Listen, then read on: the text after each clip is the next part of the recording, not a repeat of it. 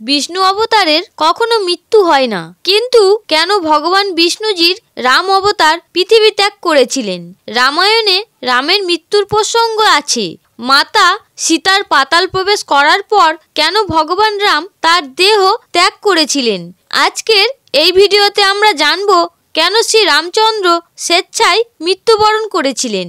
নমস্কার বন্ধুরা, ভক্তের ভক্তি চ্যানেলের নতুন একটি ভিডিওতে আপনাদের সকলকে স্বাগত জানাই। আপনাদের কাছে একটি ছোট্ট অনুরোধ, এই চ্যানেলে নতুন হয়ে থাকলে চ্যানেলটিকে সাবস্ক্রাইব করতে ভুলবেন না। বন্ধুরা, আমরা সবাই জানি এই পৃথিবীতে যেই জন্ম নেবে তাকে একদিন না একদিন এই পৃথিবী ছেড়ে চলে যেতে হবে। না হয় সে মানুষ, না হয় কোনো অবতার। এই পৃথিবীতে আসা যে কোনো জীবের মৃত্যু নিশ্চিত। রামায়ণের কাহিনীও সেই ইঙ্গিত দেয় যে ভগবান বিষ্ণুর অবতার ভগবান রাম এবং শেষনাগের অবতার লক্ষ্মণকেও মৃত্যুর মুখোমুখি হতে হয়েছিল। রাবণকে বধ করার পর ভগবান রাম কয়েক বছর পর্যন্ত অযোধ্যায় শাসন করেছিলেন, কিন্তু পৃথিবীর সাধারণ মানুষের মতন বিধির বিধান তার উপরেও বর্ষিত হয়েছিল, যার ফলে প্রথমেই লক্ষ্মণজি পৃথিবী ত্যাগ করেন। তারপর ভগবান রামও বৈকুণ্ঠে ফিরে যান। প্রিয় বন্ধুরা, রামায়ণের কাহিনী অনুসারে একবার ভগবান রামের সাথে দেখা করতে এক ঋষি এলেন। তিনি রামের সাথে একাকী কথা বলতে চান। তখন রাম সেই প্রস্তাবে রাজি হয়ে গেলেন, কিন্তু ঋষি একটি শর্ত রাখলেন, রাম এবং তার কথোপকথন যেন কেউ না শোনে। যদি তাদের কথার মাঝে কেউ এসে পড়ে তাহলে তার শাস্তি হবে মৃত্যুদণ্ড। শ্রী রামচন্দ্র ঋষির কথা মেনে নিলেন। এরপর তিনি লক্ষ্মণকে বললেন যে সে যেন দরজার সামনে দাঁড়িয়ে কড়া পাহারা দেন, কেউ যেন ভিতরে আসতে না পারেন।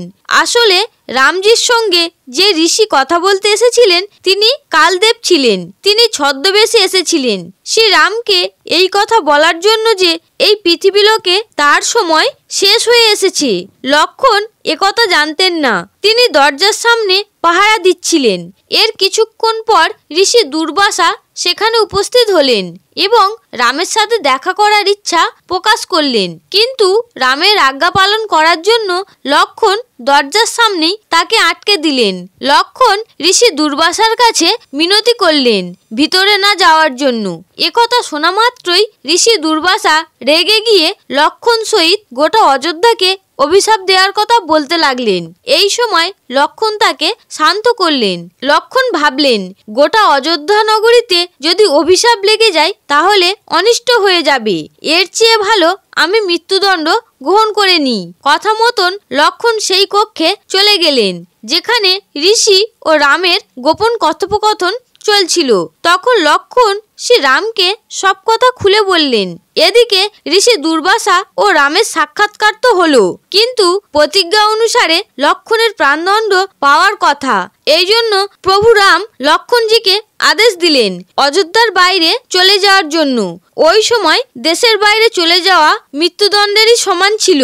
লক্ষ্মণ এরপর দেশ ত্যাগ করে সরযূ নদীর তীরে চলে গেলেন এবং নদীর জলে তিনি নিজের শরীর ত্যাগ করলেন। এই প্রকার লক্ষ্মণজির দেহান্ত হয়ে গেল।